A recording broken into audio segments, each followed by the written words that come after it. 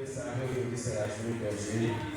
J'ai un chapitre à vous partager. Isaïe carré de Isaïe 61, du premier verset à 11. Verset 1. L'Esprit du Seigneur, l'Éternel est sur moi, car l'Éternel m'a apporté des bonnes nouvelles pour ma vie. Il m'a envoyé pour guérir ceux qui ont le cœur brisé, pour proclamer aux captifs la liberté et aux prisonniers la délivrance. Verset 2. Pour publier une année de grâce de l'Éternel et un jour de vengeance de notre Dieu, pour consoler tous les affligés. Verset 3.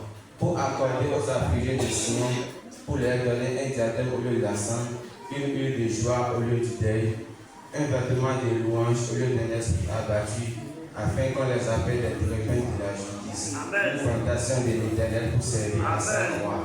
Verset 4. Ils rebâtiront sur d'anciennes ruines, ils relèveront d'antiques décombres, ils renouvelleront des villes ravagées de vestiges. Depuis longtemps. Verset 5. Des étrangers seront là et feront perdre vos troupeaux. Des fils de l'étranger seront vos laboureurs et vos vignerons. Verset 6. Mais vous, on vous appellera sacrificateur de l'Éternel. On vous nommera serviteur de notre Dieu. Vous mangerez les conseils des nations et vous vous glorifierez de leur gloire. Verset 7. Au lieu de battre au corps, vous aurez une portion d'eau. Au lieu de l'ignominie, ils seront joyeux de leur part. Ils posséderont ainsi le tout dans leur pays et leur joie sera éternelle. Verset 8. Car moi, l'Éternel, j'aime la justice. J'irai la rapine avec l'humilité. Je leur donnerai fidèlement leur récompense et les traiterai avec une alliance éternelle. Verset 9. Leur race sera connue parmi les nations et leur postérité parmi les pays. Verset 10. Tous ceux qui les verront reconnaîtront qu'ils sont une race bénie de l'Éternel.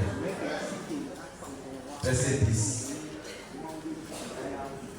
Je me réjouirai en l'Éternel, mon âme sera ravie d'allégresse en mon Dieu, car il m'a revêtu des vêtements du salut. Il m'a couvert du manteau de la délivrance, comme le fiancé sonne d'un diadème, comme la fiancée parle de ses joyaux. Et enfin le verset 11. Car comme la terre fait éclore son germe, et comme un jardin fait pousser ses semences, ainsi le Seigneur l'Éternel fera germer le salut et la louange en présence de toutes les nations.